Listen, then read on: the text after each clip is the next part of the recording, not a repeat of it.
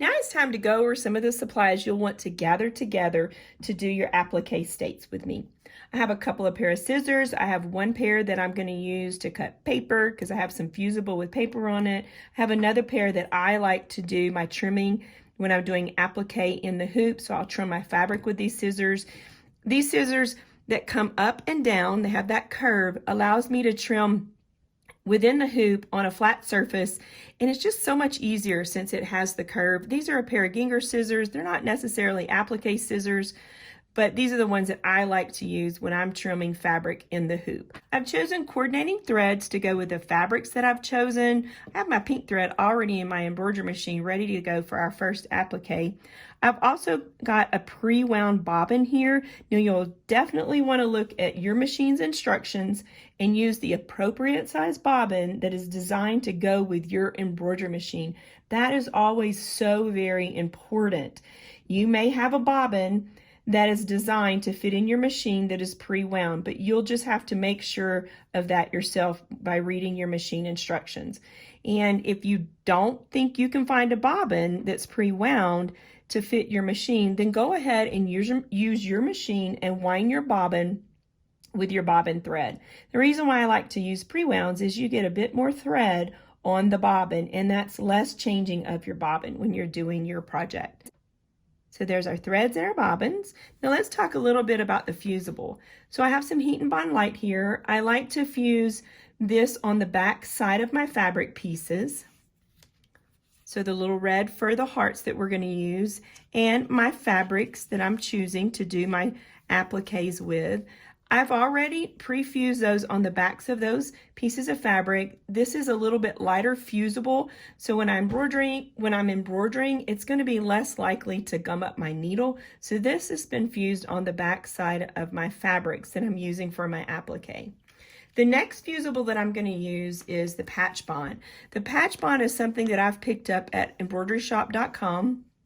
It's a heavier weighted fusible, and we're going to use that to fuse onto the back of our appliques once we're finished. I've already done that on the first applique that I've created. So let's turn it over to the back. You'll notice that it's a bit heavier, so it's going to be sturdier when we take and start putting our project all together. So I'm going to leave that fabric on the back until I get ready to start assembling my states the way I want to put them all together. I'll share that with you later on in the tutorial when we get enough states to start placing them together. So again, that's the heat and bond light, and that's the patch bond. The next thing I'll talk about is the stabilizer that I'm going to use. So I'm using the Sulky Tear Easy, and it tears away easy. We have a layer, I have a layer of that tearaway already hooped in my hoop along with a foundation fabric.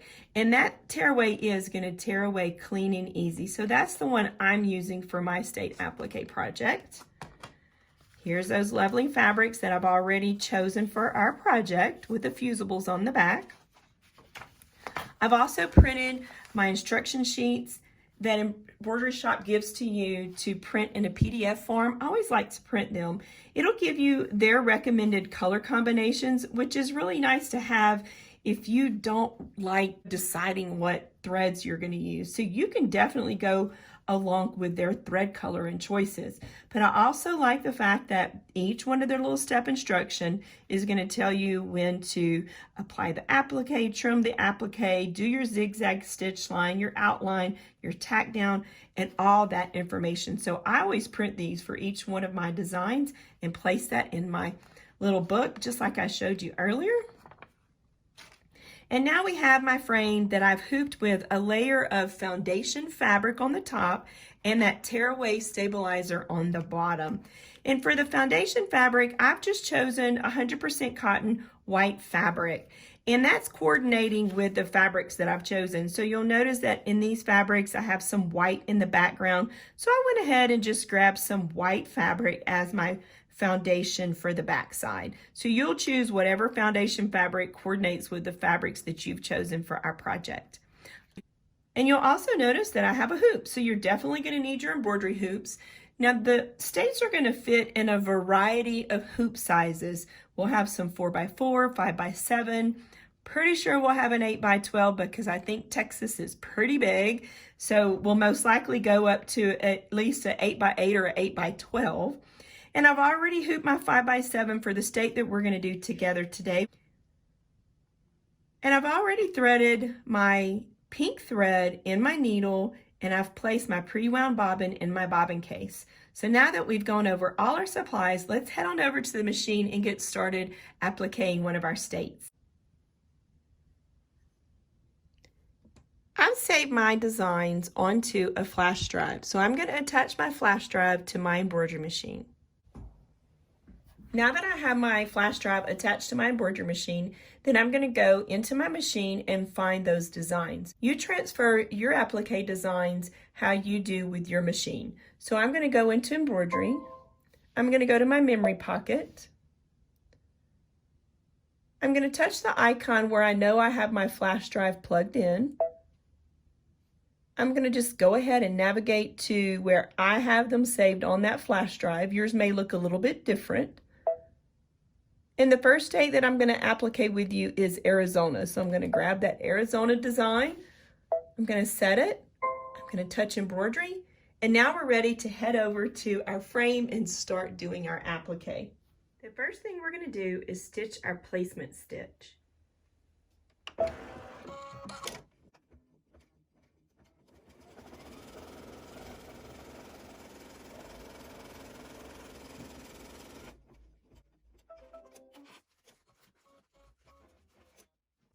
Now that we've stitched our placement stitch, we're going to create our applique by placing some fabric over those placement stitches. Before we can do that, we want to flip our fabric over, and I have that fusible in the back, so I have a paper backing.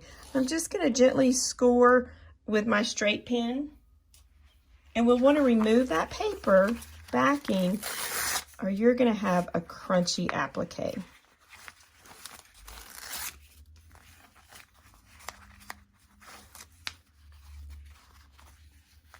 So now that we removed it, we're going to go ahead and place it on top of our placement stitch of our applique.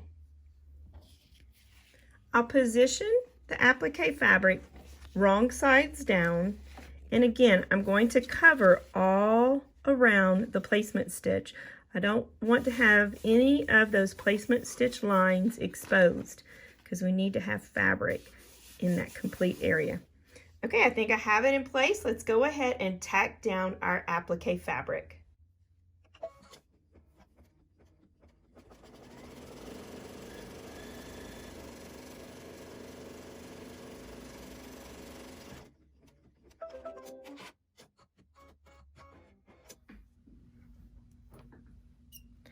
Now we're going to trim. So you'll notice that I've taken my frame off of my machine. My machine has a big bed on it, so if I wanted to set my frame on my bed and kind of did trimming, I could do that also.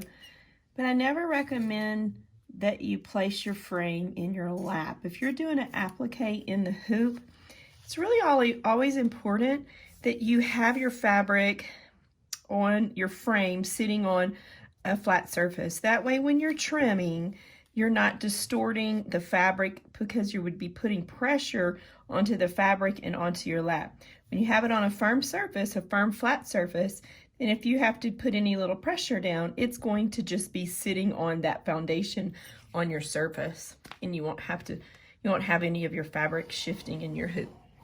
So now I'm just going to go ahead and finish going around all the outer edges, just cutting away that extra fabric.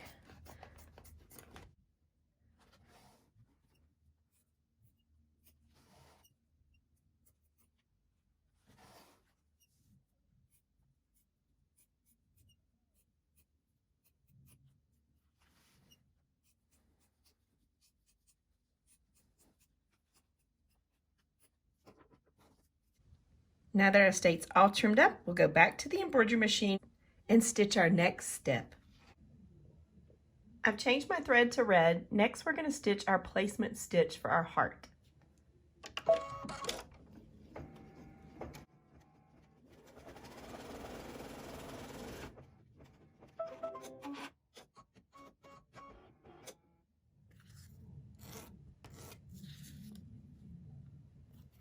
So here's my applique fabric for my heart. I've scored the back of the paper to remove it from the back of the fusible. Don't want to forget to remove that. And now we're going to place that on top of our heart. Make sure that you cover the whole area of the heart. So you want to have fabric extending on all the outer edges of the heart. And now that we've done that, we're going to tack our heart down.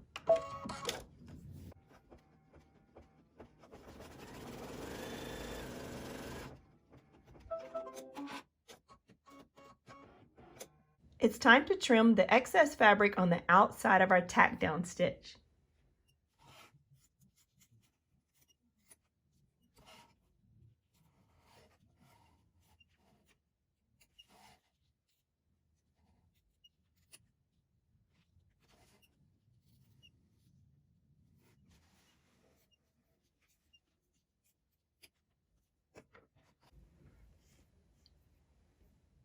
Next is going to stitch that zigzag stitch to tame those outer edges.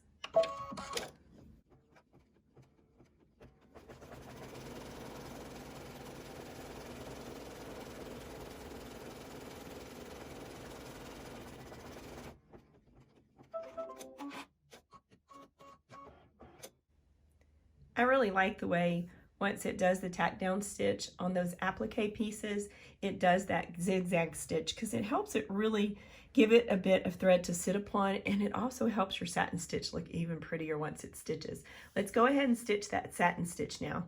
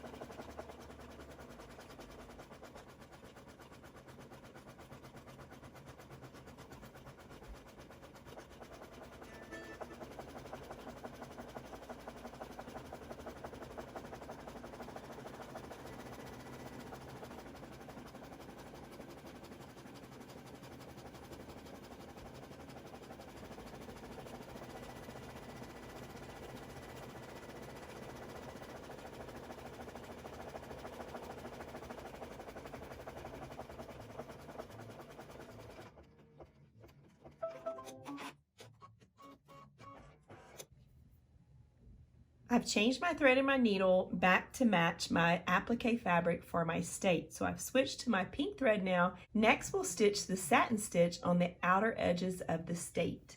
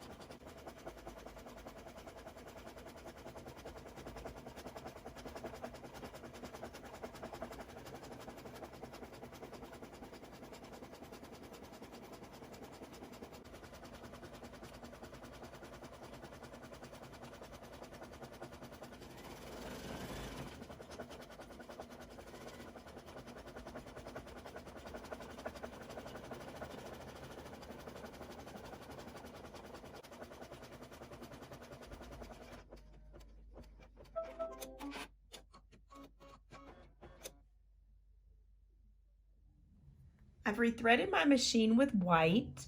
That's the color that I've decided to stitch that detailed, beautiful triple stitch, bean stitch, whatever you like to call it, in the center of that beautiful wide satin stitch. To me, it's the icing on the cake. Oh no, the icing on the state. Let's go ahead and stitch that detailed bean stitch.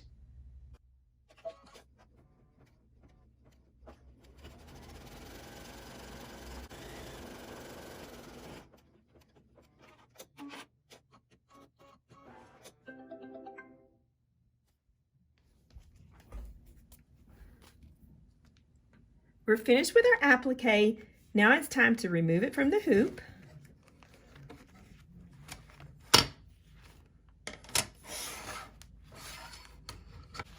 Now that I have it all stitched out, I want to do some trimming, and I'm also going to attach my patch bond to the back of the project. First, what we want to do is flip it over to the back, and we have our tear away. So we want to tear away our stabilizer. Look how easily that tears away.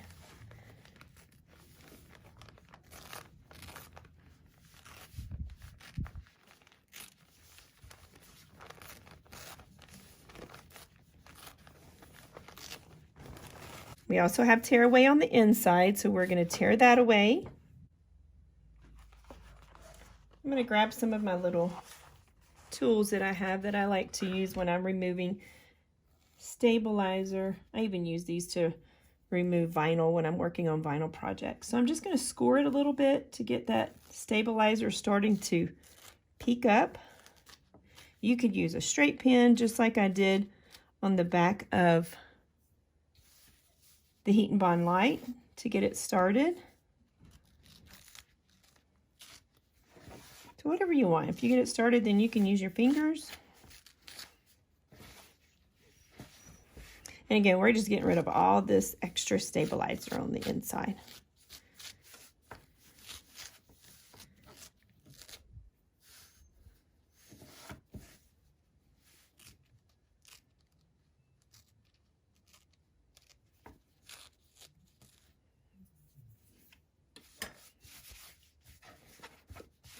Now that we removed all that stabilizer, we'll just flip it over back to the front.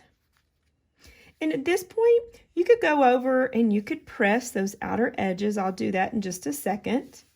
You'll notice it can be a little bit crinkly on the outer edges, but that's okay. As we go forward in our process, we're going to make all of that fabric behave.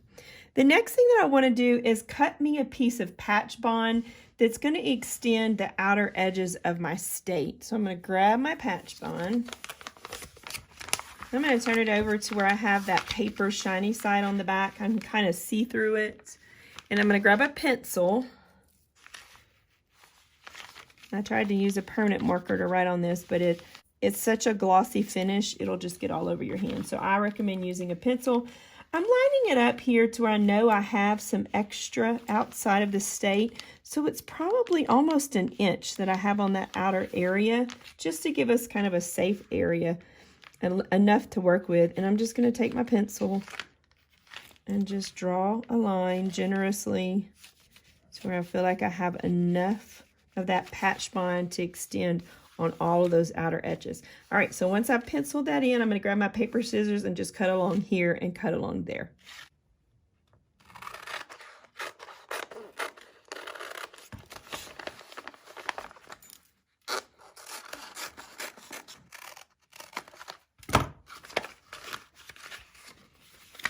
Now you'll notice that the fabric's still kind of a little poofy on that outer area here.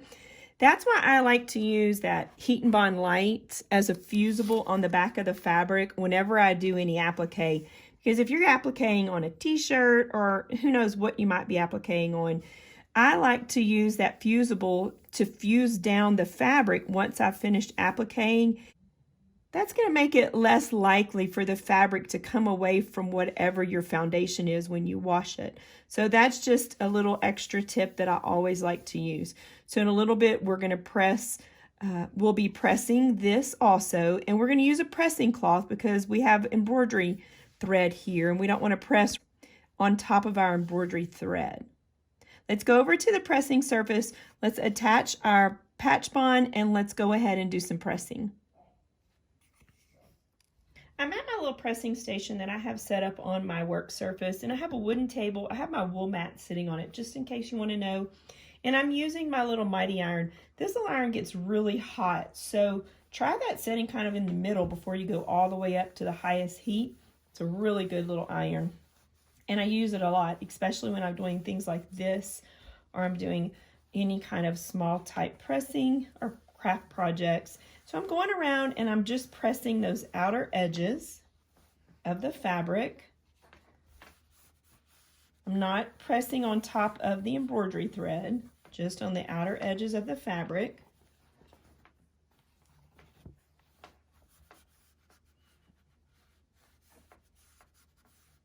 All right, so now that I have that pressed, I'm going to turn it upside down and kind of smooth it out. I'm going to place my patch bond on the back side. So here is this is the fusible, that shiny. If you run your finger on it, you'll definitely be able to see which one is your fusible. The paper side is not your fusible. We're just going to align it on the outer edge of my state. And then we'll press that down.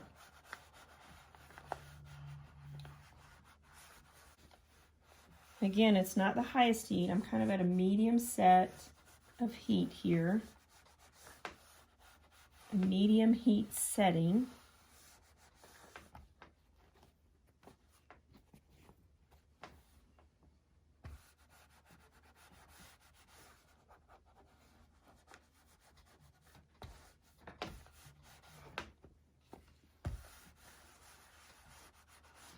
And one thing that's going to happen, because I'm pressing this upside down and that heat and bond light is also on the back of the fabric that's on the right side of the applique, I'm most likely going to get some of that heat and bond light fusing down the fabric to that foundation fabric. So I'm kind of doing two things at one time.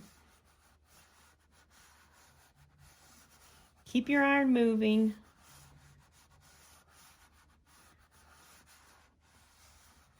And you will definitely notice that that patch bond has a very heavy fuse to it. All right, so now that we've got that fused down, I'm going to let it cool for just a second. I'm going to flip it over.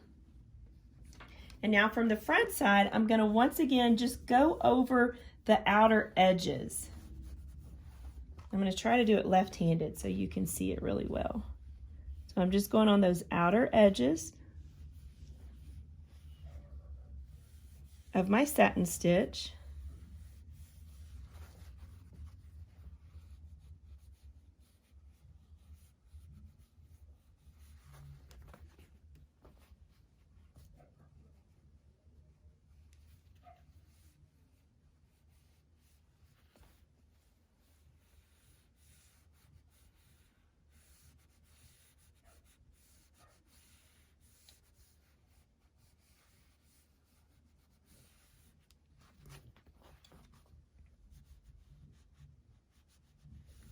I'm trying to be careful to not allow my iron to really touch and come in contact with the embroidery thread, with that satin stitch.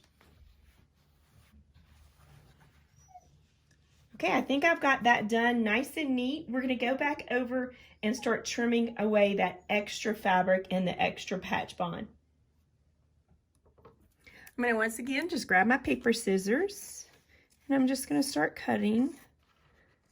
And I want to leave about a scant, maybe 1/2 inch around that outer edge, because I want to have enough to work around with my idea of how we're going to put these together eventually when we start putting them together. I'd rather you have a little extra on the outer edges than not enough.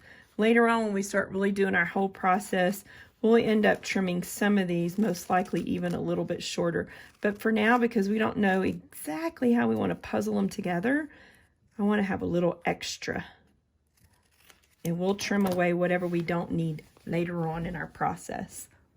All right, so we've got it all pressed and trimmed. Some of the fabric's still a little bit away. The applique fabric's a little bit not adhered to the foundation to our white foundation, and that's okay, because you can go ahead, and if you wanted to, you could put a pressing cloth and you can go back and press in those areas where your fabric is, and that'll help that fuse on down to your foundation. Arizona's all finished up, and I also already appliqued Alabama. Your turn. Now go pick your fabrics, applique your states. I can't wait to see what y'all come up with. Thanks everyone for stitching along with me. I had fun stitching with y'all. Head over to embroideryshop.com to download your free applique states as they become available.